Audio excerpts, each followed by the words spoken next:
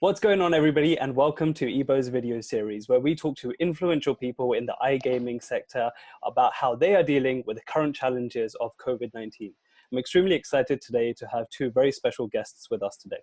The first is Trevor Giorgio, who is the Managing Director of Greentube, and the second is Antonello Cuschieri, who is the Head of AML at Greentube. So guys, welcome to the show, and thank you so much for joining us. Thank you. Thank you. Thanks, Milan, and thanks EBO as well for the invite. Our pleasure. So, guys, let's kick it off. For those of us who are unfamiliar with Greentube, what is it that Greentube does as an organization? And if you can just briefly explain what your roles are within the organization and responsibilities. Okay. So from our end, Greentube has a dual approach to the industry. So we are a B2B provider. So we operate out of a number of jurisdictions where we supply our content to. We've got hubs here in Malta. We have licenses also in Alderney, in Gibraltar, and in the UK in order to supply different markets from there. But we've also got our games tested and certified in other jurisdictions, like, for example, Spain, Italy. We have a B2B license also in Romania. We have just ventured into the Swiss market as well.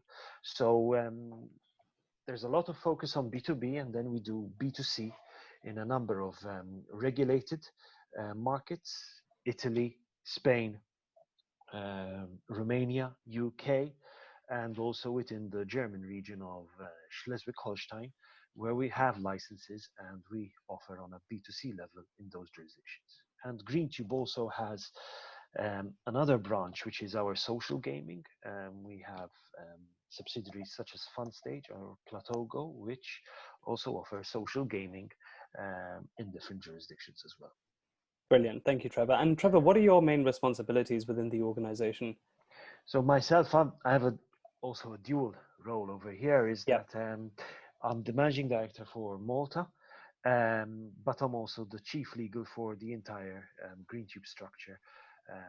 Greentube does have a Maltese hub with just over 50 employees, but then in Vienna we have another 400 employees. In the UK and Nottingham we have over 50 employees. So we're spread around, but Vienna is the headquarters with some strong hubs in Malta and in the UK. Brilliant. And Antonello, just a little bit more about yourself and what your responsibilities are within the organization. Yeah, so as Trevor said, we hold licenses in different jurisdictions. So my role here is on the operational side from a B2C aspect. So I head the AML team here. Obviously, as things develop, AML is being given more prominence in different jurisdictions, more importance, new regulations coming out, new guidelines. So we're constantly making sure that we're up to speed with what's required by us and what are legal obligations, compliance obligations in this regard. Obviously, this complements a lot the compliance aspect, so it incorporates as well responsible gambling and fraud, for example, which we're quite heavily involved in terms of collaborating with the other departments. So it's AML on its own. It also has these kind of remits within other departments too. Brilliant. So we need to make sure that all departments are complementing each other in terms of processes, operations. Absolutely. Thank you for that, Antonello. Now let's kick it off with this darn virus that's affected all of us. So guys, I want to know from you, what was it like when you first sort of heard about it, and at what point did it really affect Greentube to the extent where you needed to take action and change the way your current business processes were? So we'll start off with Trevor, and then Antonello, if you can after shortly talk about how it affected your AML division, that would be fantastic. So Trevor, all yours. So I would say the first inkling that we started to get that this could go south pretty quickly actually was at ICE.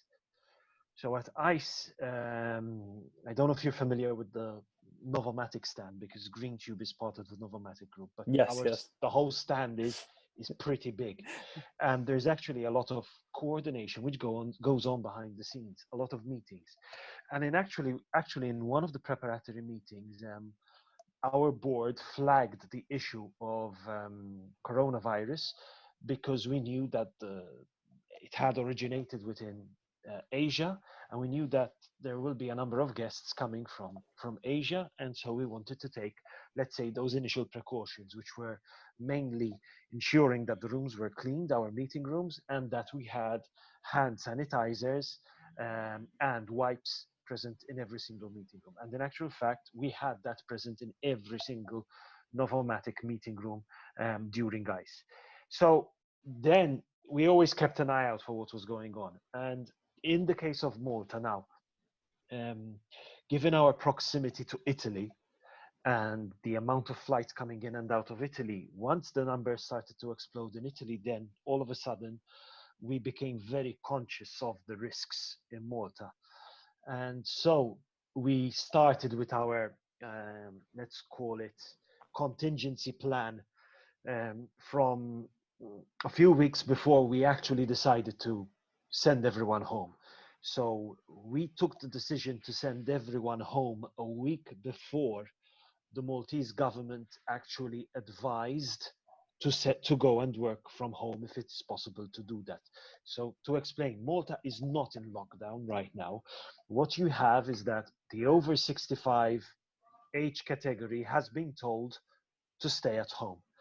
So, however, then there was also the decision to close the schools. And before, when we were talking, I explained a bit that over here, once the closed schools were closed, then you have the children at home. And in Greentube's case, quite a bit of staff have kids, so they need to take care of those kids. So we took a decision in consultation with Vienna to send people home week before. I think it was just about to start the second week of March. Antonello can correct me if I'm wrong.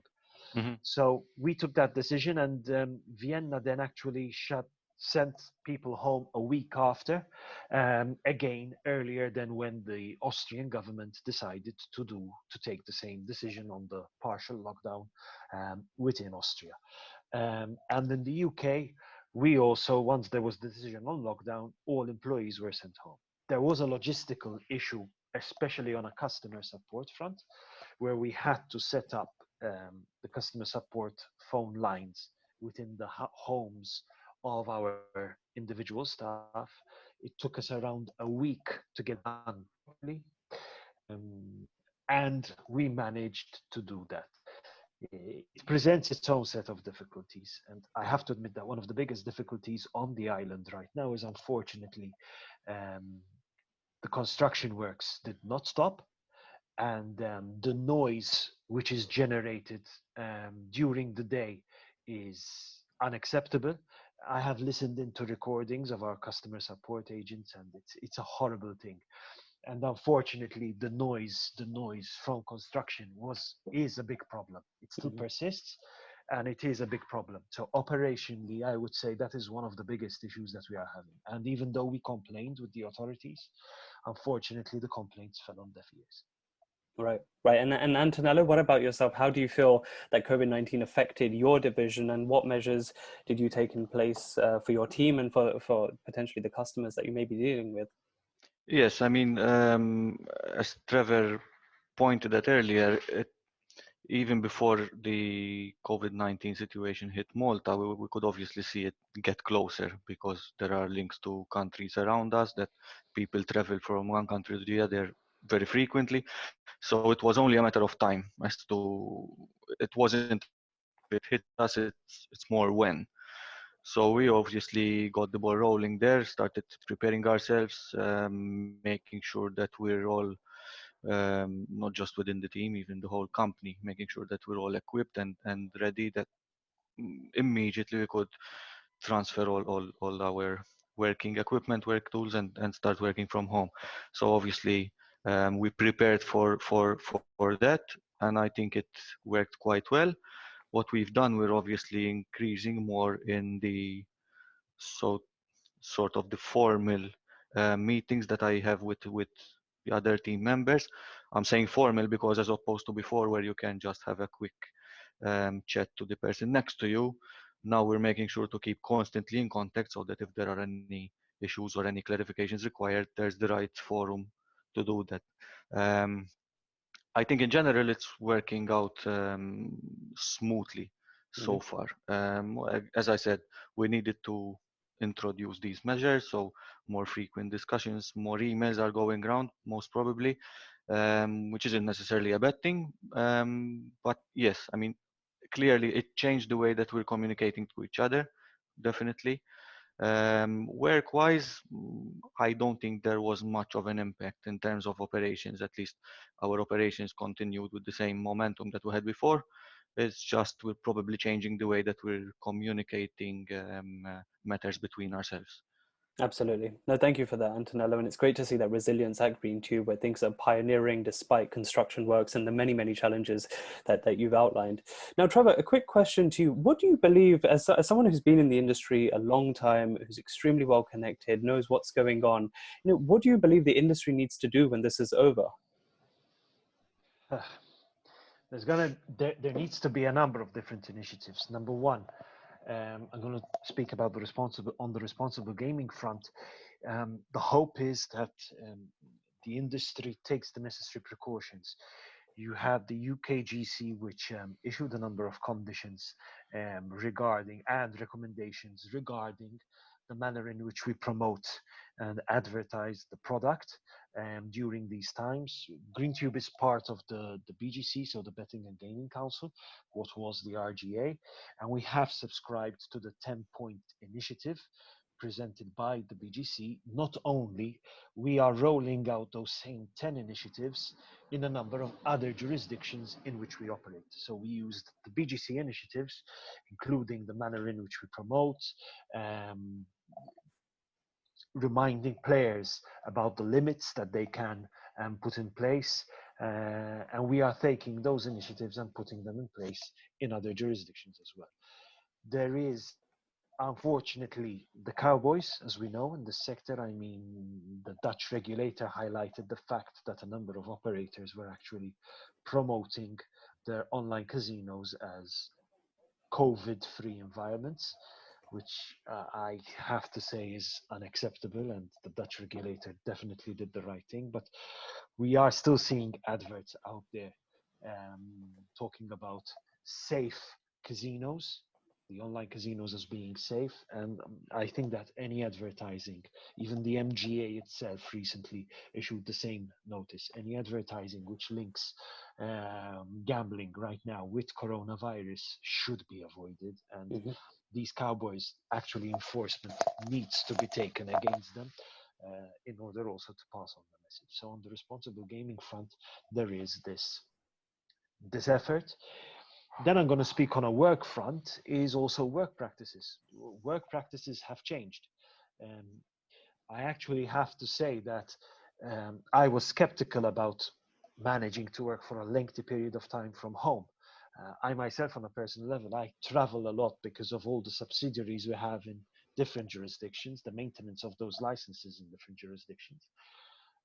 However, we are managing to get the work done, even from, in this case, my own study, Antonello, from his own study. So our board, I mean, we meet daily, every day, 10 a.m. We have 1 hour, and we constantly discuss the different points which arise, which is even better than it was before. Because before we would meet up officially once a week. Now we're meeting once a day, and it's brilliant. So maybe this also leads us to rethink the way we work, and possibly makes us become even more efficient. Do I need to spend hours on a plane? Maybe no. Maybe Zoom, Teams. We've discovered Teams, and we've found Teams to be a brilliant tool for us to conduct all our meetings. We used to use a different tool, which we found disgraceful, and we changed to Teams. And we changed to Teams in 24 hours, and it was seamless. So a huge thanks there to our technical teams who managed to get that done. So if anything, this situation has led us to rethinking the way we work. And I don't think we will go back to the way we worked before. Even the impact on the environment by us working the way we used to how we will work in the future, hopefully even with less flights. Yes, it won't be good for the airline industry, but it's definitely going to be better for our lungs and for the environment. Absolutely, absolutely. And Antonello, what about yourself?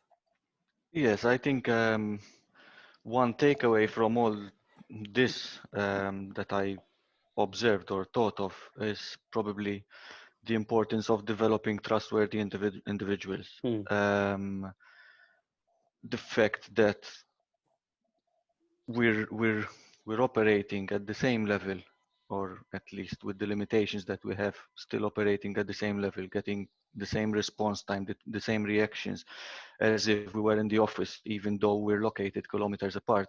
I think that's a major takeaway from all this. Um, at Greentube, we've got quite a nice culture. There's a culture of belonging.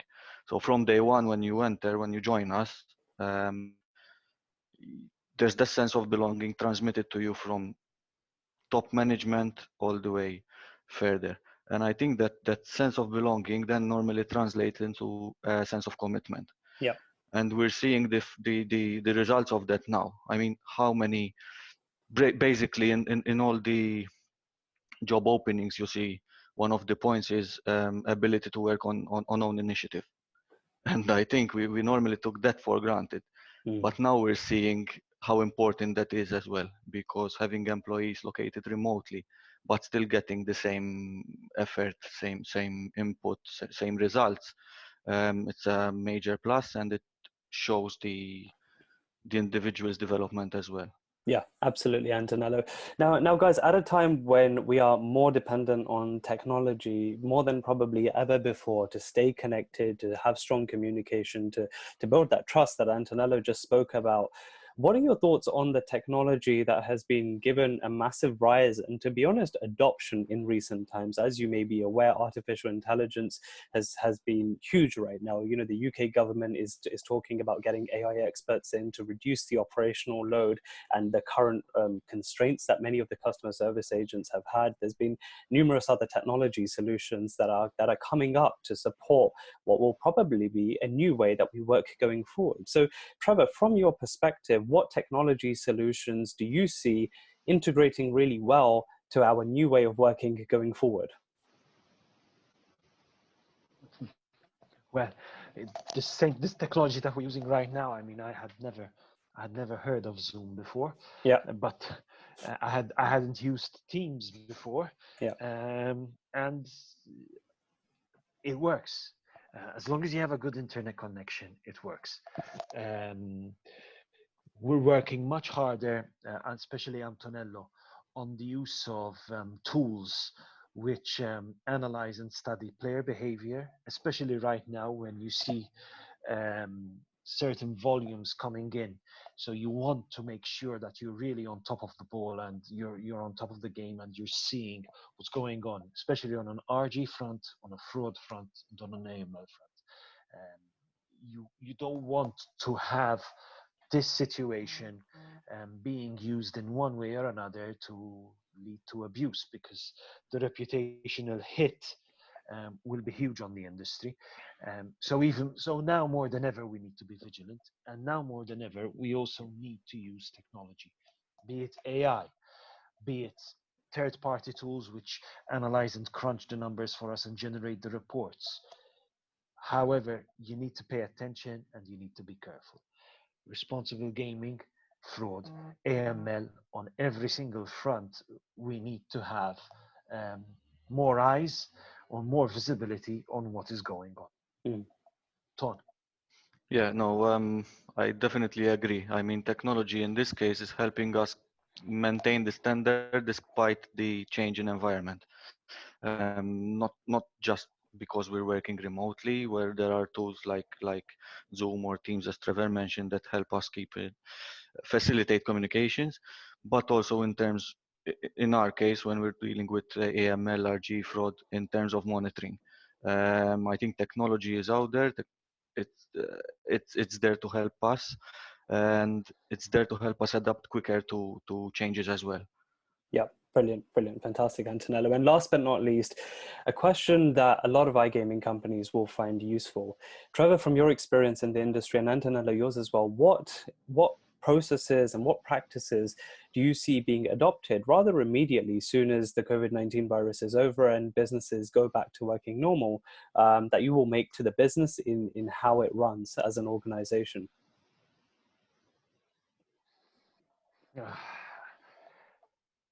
I actually think that from our end, number one, the communication and the use of these tools, technology, is something that we need to keep and further strengthen.